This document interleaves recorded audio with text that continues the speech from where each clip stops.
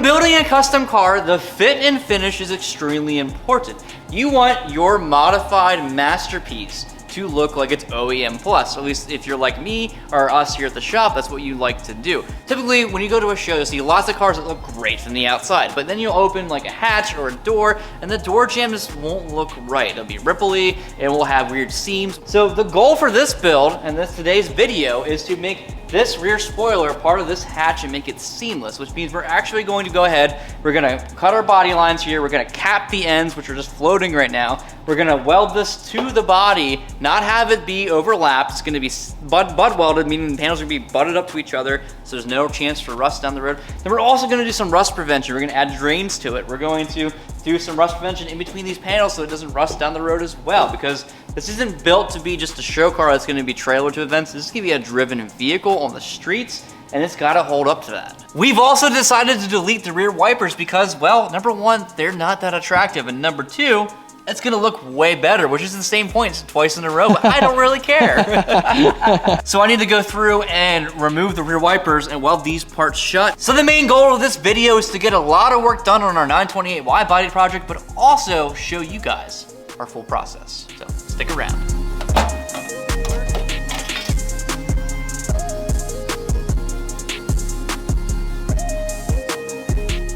So I decided to run through and cut back the main body itself to the edges that I plan to roughly weld to. Now, a big point of this is you want to make sure that your cut lines where you're going to butt weld at, that you're near a feature or body line that'll help keep it from buckling too much on you. For example, we have two flat, stock help. We have two flat planes going on here, right? And we have three edges. We have an edge here, we have an edge here, and we also have an edge right here, right? So my goal here for, like, example, to describe this edge here is to actually end up butt welding about right here, give or take. So this is the edge, this is where my cut line's going to be. That's so that when I weld that, this edge will kind of keep it in frame and keep it where I want it to be. If I were to go up to the very edge and just redo that peak, I'm asking for a lot of trouble when that starts shrinking. So this will kind of help kind of lock it in a little bit. So there's a little tip for when you're scribing, cutting, and welding your panels in your car, is to try to frame it in a way that also, number one, your shortest run possible for the weld, because the shorter the better. And number two, keep it near a feature line so the feature line kind of locks in that shape.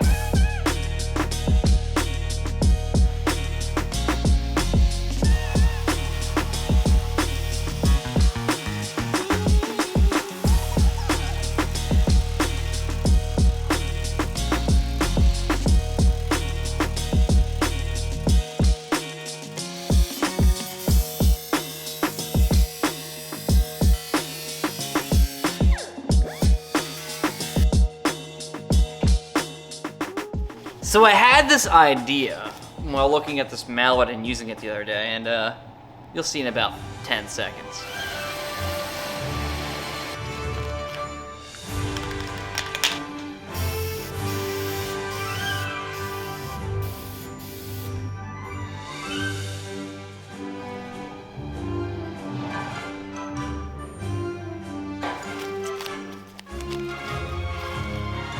Now everyone say hi to Roger, or Roger for short. This has been living rent-free in my head for weeks now, and it felt it was finally time to do this. Roger's gonna be a new staple to our show. He's gonna pop in here and there. You know, he's gonna have not a lead part by any means, but he has his eyes set to that. But don't tell him he's not getting a lead part. But I think it's time to break Roger in. What do you think? Yeah. Roger. Let's see how he does. Well, Roger's already chipping as we expected, but as long as, like, you know, like this area to this area stays intact, I'm happy. Don't know about you guys, but Roger's gonna have a tough life here. Make sure you say down in the comments hello to Roger. Okay, so now that we have a nice edge that I'm pretty happy with here, I'm gonna leave it alone for now. Nice edge here, nice edge through here, both sides, and the bottom edge I like as well. I'm gonna pull this off. We're gonna clean up the metal underneath, get it ready to be scribed and whatnot. We're gonna protect the glass. You're gonna protect the quarter panel glass here as well. And we're gonna get down to business. I keep saying we're gonna get down to business. I feel like this whole video is gonna be me like anticipating getting down to business, but we never really get down to business here, do we?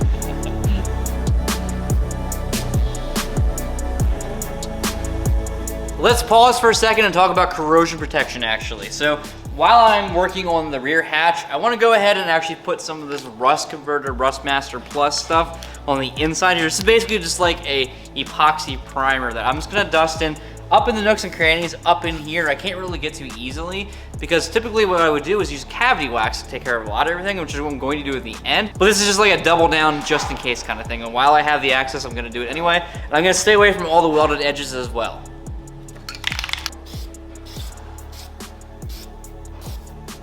That'll just help with it for now.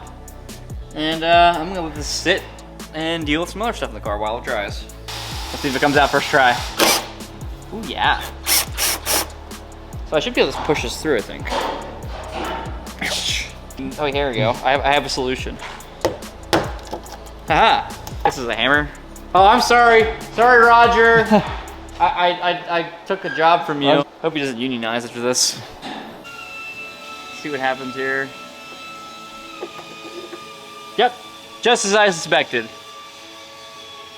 Got our lock cylinder. Just gonna put you there for now. Good night. He's taking a nap.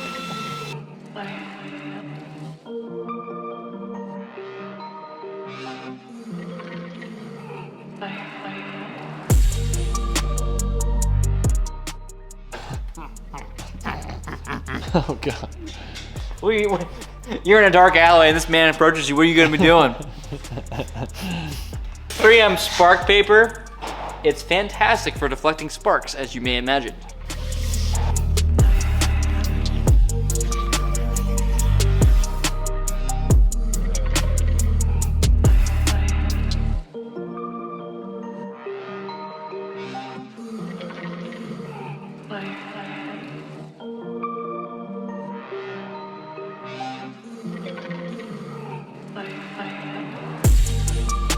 So I'm making a patch here. That goes that way. It's gonna fill in this spot. You notice I'm rounding the corners on this panel. That's because you don't wanna have sharp corners when you're welding in a patch panel. Because guess what? If you're welding up to here and welding up to here, you're putting an excessive amount of heat in that corner. But if you round the corner and cut off the tip of your glove, if you round the corner, that heat now is spread out throughout that whole bend. Little things that'll save you time in the long run.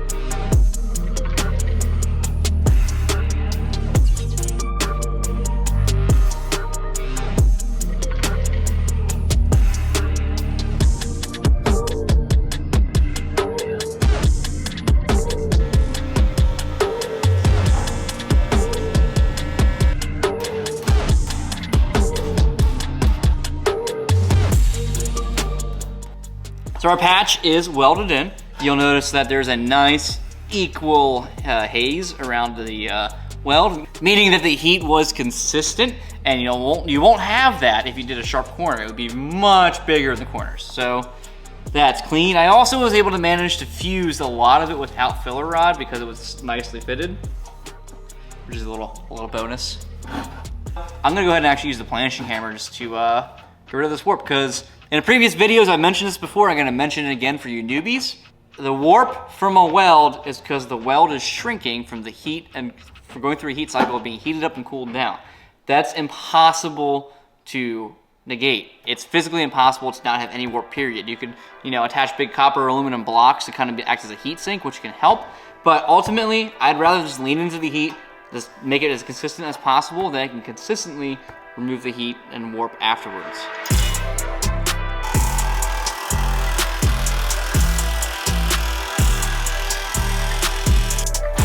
.80 grit roll lock.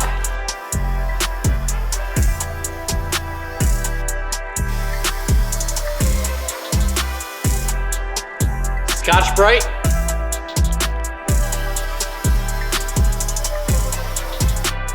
.80 grit DA.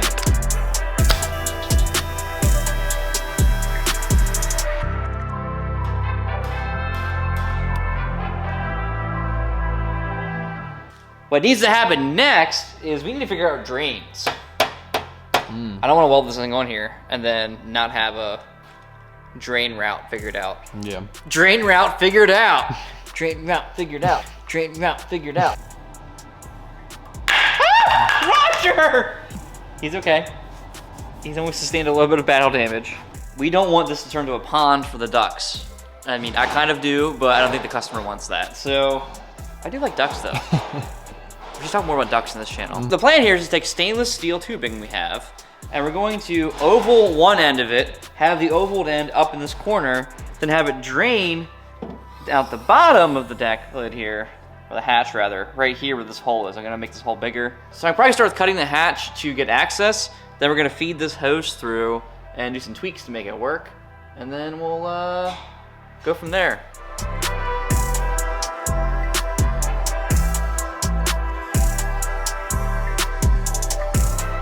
Look, I found a bug. Tommy's been chilling there for a while.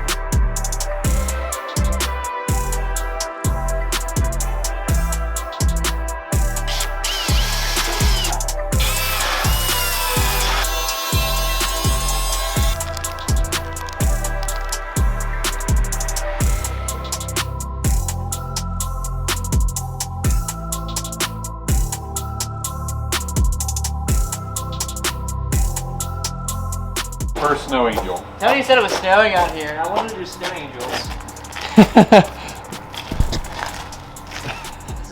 This is not as satisfying as I hoped it would be. He promised me snow. That's exactly what I expected. Yeah. I'll be back out for you, Snow. Make it so. That was a reference for your generation. That was I Dream of Genie, and mine was Star Trek.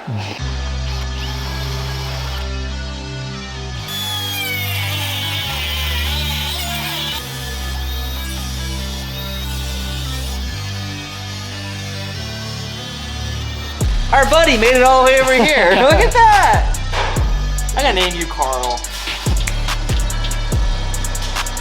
This Eastwood TIG 200 LCD is a brand new welder that Eastwood just released. They gave it to us to try out because we had the Eastwood TIG 200, which is not digital. This thing is awesome, and I'm not being paid to say this. I'm just saying that right now. It's awesome. And secondly, in an upcoming soon-to-be-released video, we will be giving away one of these welders for free to one of you guys. Definitely stick around because we're gonna be giving some cool stuff away. These tubes are indeed stainless, meaning that they won't corrode. We won't be able to access them very easily or get paint down in there. So rather than have that issue of like, how do we prep this, make sure the paint sticks and everything else, stainless is the answer.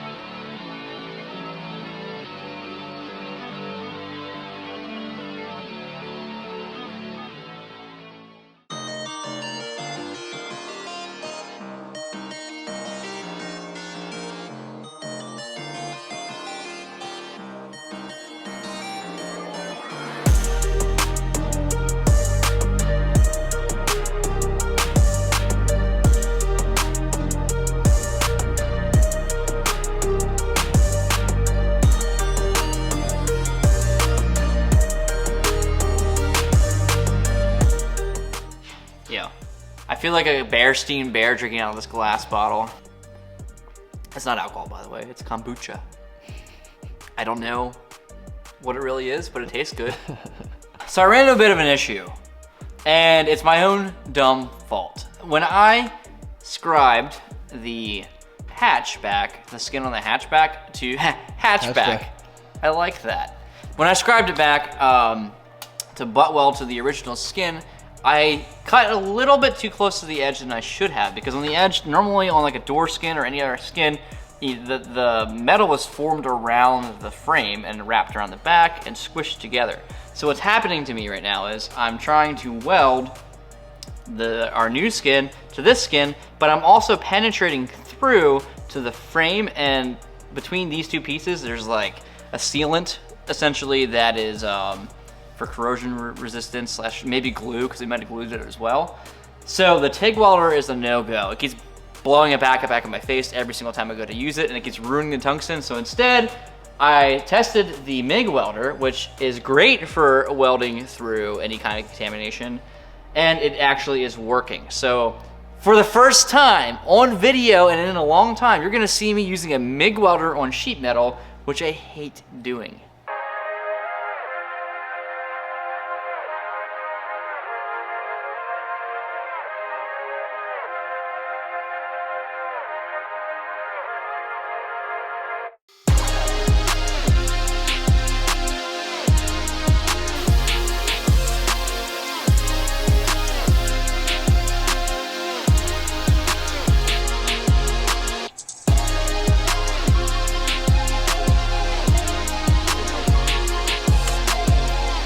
Yeah, how's that look? There you are. Does it look That's not dope? bad. Yeah, yeah.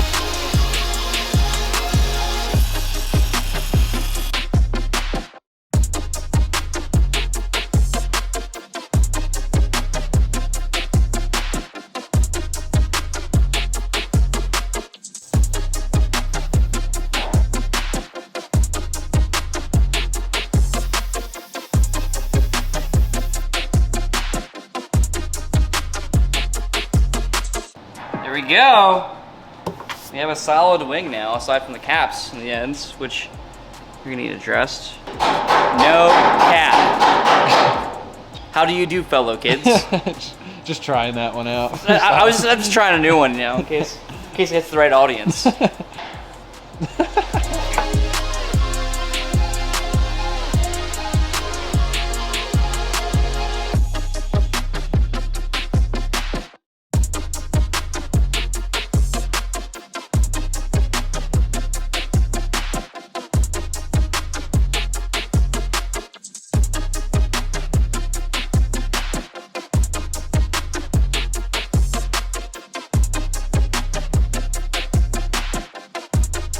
I had the end of the spoiler on this side cut straight across. There's a slight deviation in here that I made this panel too short because of.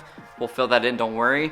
So now I'm gonna use some poster board, and we're gonna make a pattern of that and convert it into steel, as we normally do in this channel. That's what we do with everything, right? Huh? I said it's a pattern, but it's literally a pattern. Bro. Bro.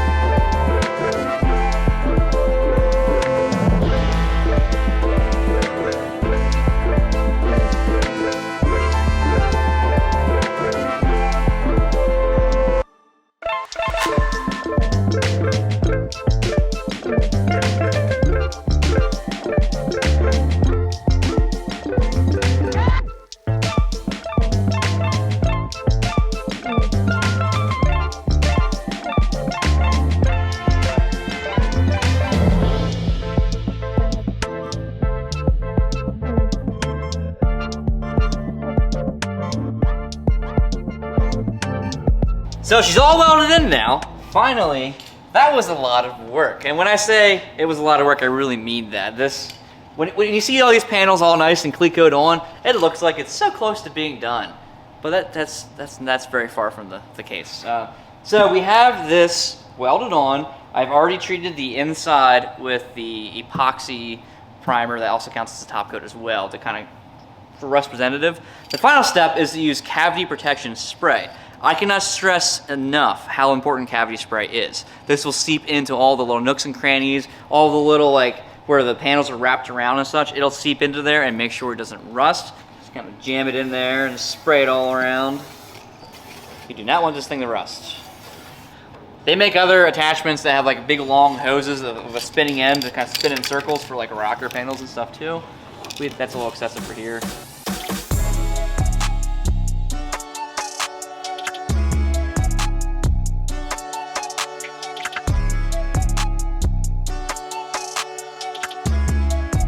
There it is, Tony. What do you think? I didn't think we were doing it that way. Didn't.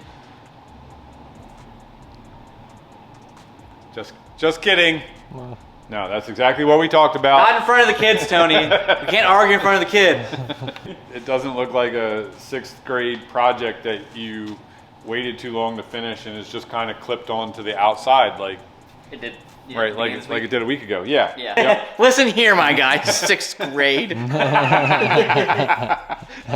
I mean, a talented 6th grader, but Yeah. no. I mean, it's the difference between a quality job and all the things that took lots of time to finish at the edges and the corners and integrated so that it's all smooth on the outside now.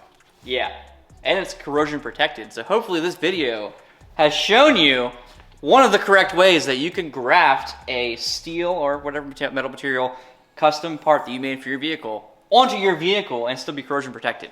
And have awesome little drains. Yes. That's true. I love the drains. Make sure you turn on your post notifications because we're going to have some upcoming midweek videos that you don't want to miss. Ring that bell. Every time you ring a bell, Tony gets his wings. Yeah. He really needs them. Look at him. I do. I'm waiting for them to pop on. Somebody ring a bell. I'm this close to levitating right Roger? We had to do something we discussed not doing. Stop touching my bare metal. It's going to rust.